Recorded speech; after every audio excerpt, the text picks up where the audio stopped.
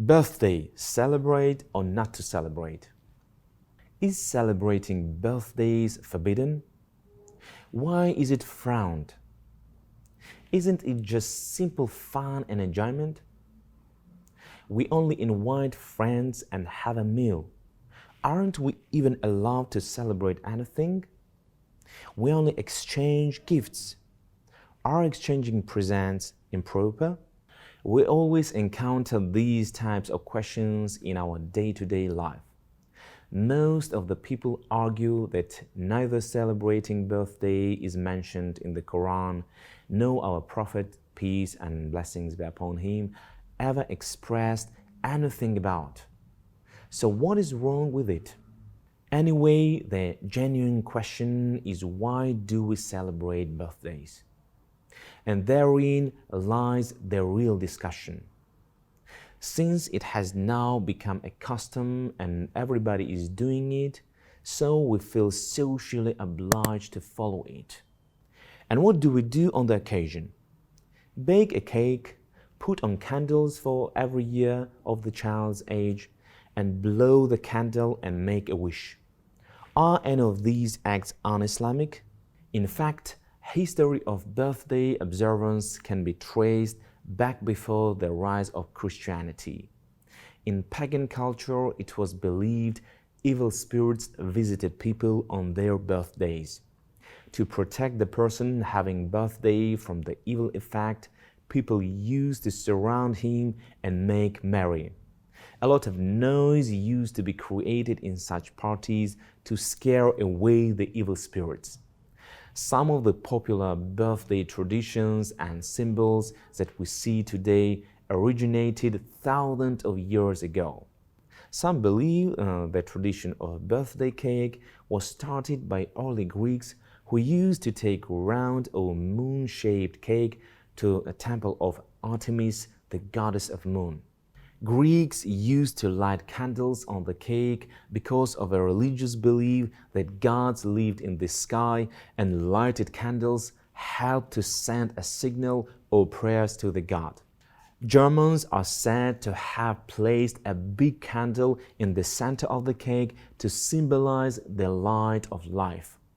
It is believed that blowing out all candles in one breath brings good luck.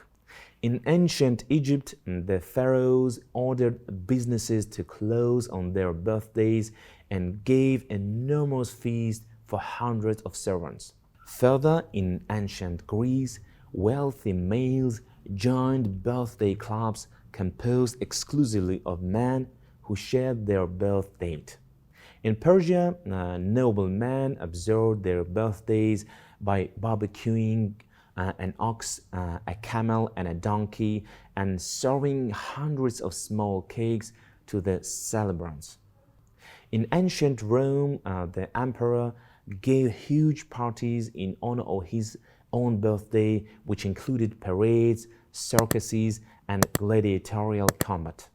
But have we ever heard or read if our Prophet, peace and blessings be upon him, or anyone in the Islamic history celebrated their own or their children's birthdays? It is a well-established fact that neither the Prophet, peace and blessings be upon him, did celebrate his birthday at all during his lifetime, nor did he ever order it to be observed. Neither did he ever teach such to his companions, nor did he ever care to practice it. Even the rightly guided caliphs and all of his companions did not celebrate it. They were the most knowledgeable of the people concerning Sunnah, and they were the most beloved to the Prophet, peace and blessings be upon him. They were also the keenest upon following whatever the Prophet, peace and blessings be upon him, brought. Thus, if one is supposed to celebrate one's birthday, this would have been made evident at their time. Similarly, neither any one of the scholars of the best generations celebrated their birthday, nor did they order it to be followed. In present times too, the birthday is celebrated same like before. In fact, the birthday cannot be imagined to be celebrated without cake and candles. Friends and relatives sing the birthday song with the name of the person before blowing out the candles and slicing of the cake.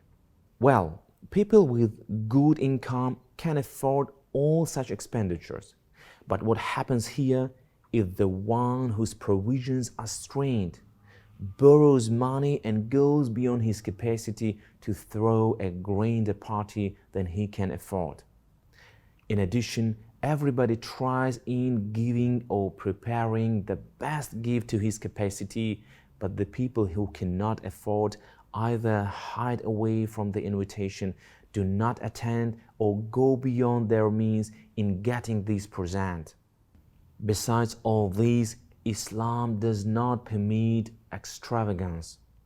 It is stated in a hadith, the worst gathering feast is the one in which the poor and deprived are left out and the wealthy are only invited. But in contrast, in these gatherings, music, singing, video filming, and other un-Islamic and forbidden acts take place. Celebrating birthdays is not a big sin in Islam. The only question to be answered here is who we are following. God and His Messenger, peace and blessings be upon him, or the traditions of the non-believers. As that could not be part of a religion or a wholesome Islamic life, the Quran clearly states thus, meaning, when it is someone's birthday, 1 year or his or her life has decreased and not increased. As such, what intelligence is there in celebrating and showing happiness when a year has decreased in one's life? Obviously, if we look at the beauty of Islam, every day is a great day and a blessing from God the Most High. So, celebrate every day and always say Alhamdulillah.